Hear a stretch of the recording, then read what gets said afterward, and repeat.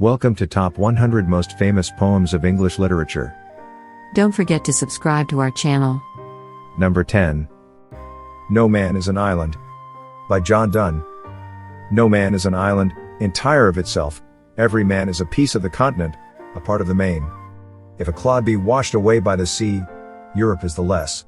As well as if a promontory were, as well as if a manor of thy friends or of thine own were, any man's death diminishes me, because I am involved in mankind, and therefore never send to know for whom the bell tolls, it tolls for thee. Number 9. Stopping by Woods on a Snowy Evening. By Robert Frost. Whose woods these are I think I know. His house is in the village though. He will not see me stopping here to watch his woods fill up with snow. My little horse must think it queer to stop without a farmhouse near between the woods and frozen lake the darkest evening of the year. He gives his harness bells a shake to ask if there is some mistake. The only other sounds the sweep of easy wind and downy flake. The woods are lovely, dark and deep, but I have promises to keep, and miles to go before I sleep, and miles to go before I sleep. Number 8. O Captain, my Captain. By Walt Whitman. O Captain, my Captain. Our fearful trip is done, the ship has weathered every rack. The prize we sought is won, the port is near, the bells I hear, the people all exulting, while follow eyes the steady keel, the vessel grim and daring. But oh heart, heart, heart, oh the bleeding drops of red, where on the deck my captain lies, fallen cold and dead. O Captain, my Captain, rise up and hear the bells, rise up, for you the flag is flung, for you the bugle trills, for you bouquets and ribboned wreaths, for you the shores a crowding, for you they call the swaying mass, their eager faces turning. O Captain, dear father, this arm beneath your head, it is some dream that on the deck, you've fallen cold and dead. My captain does not answer, his lips are pale and still, my father does not feel my arm, he has no pulse nor will, the ship is anchored safe and sound, its voyage closed and done from fearful trip, the victor ship comes in with object won. Exult, O shores, and ring, O bells. But I, with mournful tread, walk the deck my captain lies, fallen cold and dead. Number 7. Sonnet 18. Shall I compare thee to a summer's day? By William Shakespeare. Shall I compare thee to a summer's day? Thou art more lovely and more temperate, rough winds do shake the darling buds of May, and summer's lease hath all too short a date, sometime too hot the eye of heaven shines, and often is his gold complexion dimmed, and every fair from fair sometime declines, by chance, or nature's changing course, untrimmed, but thy eternal summer shall not fade, nor lose possession of that fair thou owest, nor shall death brag thou wanderest in his shade, when in eternal lines to time thou growest, so long as men can breathe, or eyes can see, so long lives this, and this gives life to thee. Number 6. Nothing Gold Can Stay. By Robert Frost. Nature's first green is gold, her hardest hue to hold. Her early leaf's a flower, but only so an hour. Then leaf subsides to leaf, so Eden sank to grief. So dawn goes down today, nothing gold can stay. Don't forget to subscribe to our channel. Number 5. Invictus. By William Ernest Henley. Out of the night that covers me, black as the pit from pole to pole, I thank whatever gods may be for my unconquerable soul. In the fell clutch of circumstance I have not winced nor cried aloud. Under the bludgeonings of chance my head is bloody, but unbowed. Beyond this place of wrath and tears looms but the horror of the shade, and yet the menace of the years finds and shall find me unafraid. It matters not how strait the gate, how charged with punishments the scroll, I am the master of my fate, I am the captain of my soul. If you liked our selection, and want to develop your intellectual skills, or just to relax, please subscribe to our channel. youtube.com/AIReaders. And follow us. To listen quality poems written by the most famous poets of English literature and read by the most advanced artificial intelligence software. Thank you. Number 4. Annabel Lee. By Edgar Allan Poe. It was many and many a year ago, in a kingdom by the sea, that a maiden there lived whom you may know by the name of Annabel Lee, and this maiden she lived with no other thought than to love and be loved by me. I was a child and she was a child, in this kingdom by the sea, but we loved with a love that was more than love, I and my Annabel Lee, with a love that the winged seraphs of heaven coveted her and me. And this was the reason that, long ago, in this kingdom by the sea, a wind blew out of a cloud, chilling my beautiful Annabel Lee, so that her highborn kinsman came and bore her away from me, to shut her up in a sepulchre in this kingdom by the sea. The angels not half so happy in heaven, when envying her and me, yes. That was the reason, as all men know, in this kingdom by the sea, that the wind came out of the cloud by night chilling and killing my Annabel Lee. But our love it was stronger by far than the love of those who were older than we, of many far wiser than we, and neither the angels in heaven above nor the demons down under the sea can ever dissever my soul from the soul of the beautiful Annabel Lee. For the moon never beams, without bringing me dreams of the beautiful Annabel Lee, and the stars never rise, but I feel the bright eyes of the beautiful Annabel Lee, and so, all the night tide, I lie down by the side of my darling, my life and my bride, in her sepulchre there by the sea, in her tomb by the sounding sea. Don't forget to subscribe to our channel. Number 3. The Road Not Taken.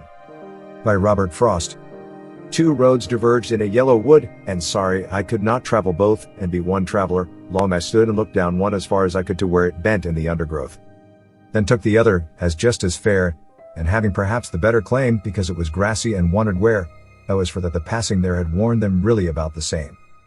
And both that morning equally lay in leaves, no step had trodden black. Oh, I kept the first for another day. Yet knowing how way leads on to way, I doubted if I should ever come back. I shall be telling this with a sigh somewhere ages and ages hence. Two roads diverged in a wood, and I took the one less traveled by, and that has made all the difference. If you liked our selection, and want to develop your intellectual skills, or just to relax, please subscribe to our channel. youtube.com/AIReaders. And follow us. To listen quality poems written by the most famous poets of English literature and read by the most advanced artificial intelligence software. Thank you. Number 2. Ozymandias. By Percy Bysshe Shelley. I met a traveler from an antique land who said, two vast and trunkless legs of stone stand in the desert. Near them on the sand, half sunk, a shattered visage lies, whose frown and wrinkled lip and sneer of cold command tell that its sculptor well those passions read which yet survive. Stamped on these lifeless things, the hand that mocked them and the heart that fed, and on the pedestal these words appear, my name is Ozymandias. King of kings, look on my works, ye mighty, and despair. Nothing beside remains. Round the decay of that colossal wreck, boundless and bare, the lone and level sands stretch far away. Don't forget to subscribe to our channel. Number 1. The Raven. By Edgar Allan Poe. Once upon a midnight dreary, while I pondered, weak and weary, over many a quaint and curious volume of forgotten lore, while I nodded nearly napping, suddenly there came a tapping, as of some one gently rapping at my chamber door. "'Tis some visitor," I muttered, "tapping at my chamber door, only this, and nothing more." Ah, distinctly I remember, it was in the bleak December, and each separate dying ember wrought its ghost upon the floor. Eagerly I wished the morrow, vainly I had sought to borrow from my book surcease of sorrow for the lost Lenore, for the rare and radiant maiden whom the angels name Lenore, nameless here for evermore. And the silken, sad, uncertain rustling of each purple curtain thrilled me, filled me with fantastic terrors, never felt before, so that now, to still the beating of my heart, I stood repeating, "'Tis some visitor entreating entrance at my chamber door, some late visitor entreating entrance at my chamber door. This it is, and nothing more." Presently my soul grew stronger, hesitating then no longer. "Sir," said I, "or madam, truly your forgiveness I implore, but the fact is I was napping, and so gently you came rapping, and so faintly you came tapping at my chamber door, that I scarce was sure I heard you. Here I opened wide the door, darkness there, and nothing more. Deep into that darkness peering, long I stood there wondering, fearing, doubting, dreaming dreams no mortals ever dared to dream before. But the silence was unbroken, and the stillness gave no token, and the only word there spoken was the whispered word, Lenore. This I whispered, and an echo murmured back the word, Lenore. Merely this, and nothing more. Back into the chamber turning, all my soul within me burning, soon again I heard a tapping, something louder than before. "Surely," said I, "surely, that is something at my window lattice. Let me see then, what thereat is, and this mystery explore. Let my heart be still a moment, and this mystery explore. 'Tis the wind, and nothing more." Open here I flung the shutter, when, with many a flirt and flutter, in there stepped a stately raven of the saintly days of yore. Not the least obeisance made he, not a minute stopped or stayed he, but with mien of lord or lady, perched above my chamber door, perched upon a bust of Pallas just above my chamber door, perched, and sat, and nothing more. Then this ebony bird beguiling my sad fancy into smiling, by the grave and stern decorum of the countenance it wore, though thy crest be shorn and shaven, thou, I said, art sure no craven, ghastly, grim, and ancient raven, wandering from the nightly shore. Tell me what thy lordly name is on the night's Plutonian shore. Quoth the raven, nevermore. Much I marvel this ungainly fowl to hear discourse so plainly, though its answer little meaning, little relevancy bore, for we cannot help agreeing that no living human being ever yet was blessed with seeing bird above his chamber door, bird or beast upon the sculptured bust above his chamber door, with such name as nevermore. But the raven, sitting lonely on that placid bust, spoke only that one word, as if his soul in that one word he did outpour. Nothing farther than he uttered, not a feather than he fluttered, till I scarcely more than muttered, other friends have flown before, on the morrow he will leave me, as my hopes have flown before. Then the bird said, nevermore. Startled at the stillness broken by reply so aptly spoken, doubtless, said I, what it utters is its only stock and store, caught from some unhappy master whom unmerciful disaster followed fast and followed faster till his songs one burden bore, till the dirges of his hope that melancholy burden bore of never, nevermore. But the raven still beguiling all my sad soul into smiling, straight I willed a cushioned seat in front of bird, and bust, and door, then, upon the velvet sinking, I betook myself to linking fancy unto fancy, thinking what this ominous bird of yore, what this grim, ungainly, ghastly, gaunt, an ominous bird of yore meant in croaking nevermore.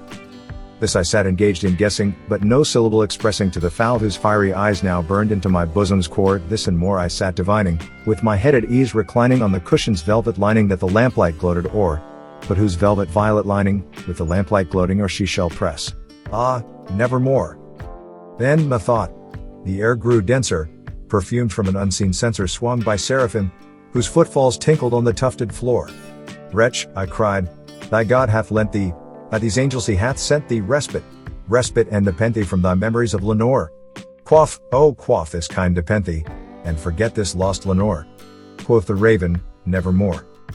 Prophet, said I, thing of evil, prophet still, if bird or devil, whether tempter sent, or whether tempest tossed thee here ashore desolate, yet all undaunted, on this desert land enchanted, on this home by horror haunted, tell me truly, I implore, is there balm in Gilead? Tell me, I implore. Quoth the raven, nevermore. Prophet, said I, thing of evil, prophet still, if bird or devil, by that heaven that bends above us, by that God we both adore, tell this soul with sorrow laden, if within the distant Aidenn, it shall clasp a sainted maiden whom the angels name Lenore, clasp a rare and radiant maiden, whom the angels name Lenore. Quoth the raven, nevermore. Be that word our sign of parting, bird or fiend, I shrieked, upstarting, get thee back into the tempest and the night's Plutonian shore. Leave no black plume as a token of that lie thy soul hath spoken. Leave my loneliness unbroken, quit the bust above my door. Take that beak from out my heart, and take that form from off my door. Quoth the raven, nevermore. And the raven never flitting, still is sitting on the pallid bust of Pallas just above my chamber door, and his eyes have all the seeming of a demon's that is dreaming, and the lamplight o'er him streaming throws his shadow on the floor, and my soul from out that shadow, that lies floating on the floor, shall be lifted nevermore. This was part 10 with the positions from 10 to 1 of our top 100 best poems of English literature. If you liked our selection, and want to develop your intellectual skills, or just to relax, please subscribe to our channel. youtube.com/AIReaders. And follow us. To listen quality poems written by the most famous poets of English literature and read by the most advanced artificial intelligence software. Thank you.